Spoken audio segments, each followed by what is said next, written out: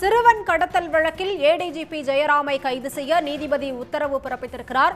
சிறுவன் கடத்தல் வழக்கில் ஏடிஜிபி ஜெயராமை கைது செய்ய ஹைகோர்ட் உத்தரவு பிறப்பித்திருக்கிறது. ஏடிஜிபி ஜெயராமை கைது செய்து சிறையில் அடைக்க உயர்நீதிமன்றம் தற்போது உத்தரவு பிறப்பித்திருக்கிறது.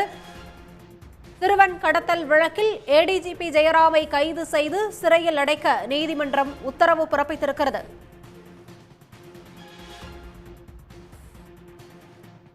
சிறுவன் கடத்தல் வழக்கில் நீதிமன்றத்தில் ஆஜரான ஏடிஜிபி ஜெயராமை கைது செய்து சிறையில் அடைக்க உத்தரவு பிறப்பிக்கப்பட்டுள்ளது. விவரங்களோடு நிகரார் செய்தியாளர் பிரபாகரன். வணக்கம். ஏடிஜிபி ஜெயராமை கைது செய்ய நீதிமன்றம் உத்தரவு பிறப்பித்திருக்கிறது, விவரங்கள்.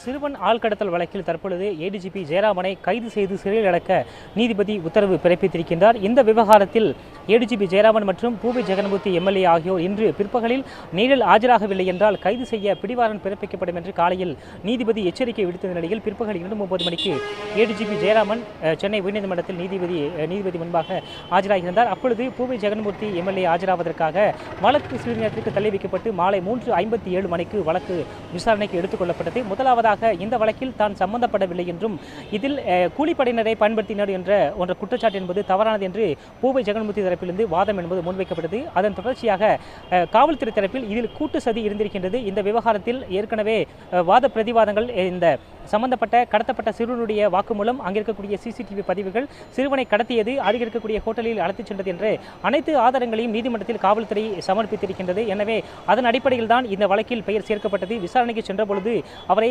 விசாரிக்க விடாமல் அவருடைய ஆதரவாளர்கள் சூழ்ந்து கொண்டதையும் வழக்கில் விசாரணையின் பொழுது காவல்துறை தரப்பில் முன்வைக்கப்பட்டது. அதன் தொடர்ச்சியாக நீதிபதி அடுக்கடுக்கான கேள்விகளையும் கண்டனங்களையும் பூவை ஜெகன்மூர்த்தி முன்பாக வைத்திருக்கின்றார். நீங்கள் எந்த தொகுதியிலிருந்து எம்எல்ஏ ஆகியிருக்கின்றார்கள், உங்களுக்கு எத்தனை மக்கள் வாக்களித்தார்கள், வாக்களித்த மக்கள் உங்களை கட்ட பஞ்சாயத்து செய்வதற்காகவா எம்எல்ஏ ஆக்கினார்கள் என்ற அடுக்கடுக்கான கண்டனத்தை முன்வைத்திருக்கின்றார். நீதிமன்றம் நினைத்திருந்தால் 10 நிமிடங்களில் உங்களை கைது செய்து சிறையில் அடைத்திருக்க முடியும் என்றும் உங்களுக்கு வாக்களித்த மக்களுக்கு மதிப்பளித்து விசாரணைக்கு ஒத்துழைப்பு வழங்க வேண்டும் என்று கடுமையான ஒரு அறிவுறுத்தல்களையும் கண்டனங்களையும் தொடர்ச்சியாக நீதிபதி முன்வைத்திருந்த நிலையில் இந்த வழக்கில் ஓய்வு பெற்ற காவல் அதிகாரி கொடுத்திருக்கக்கூடிய அந்த ஒப்புதல் வாக்குமூலம் என்பது முக்கியமானதாக பார்க்கப்படுகிறது.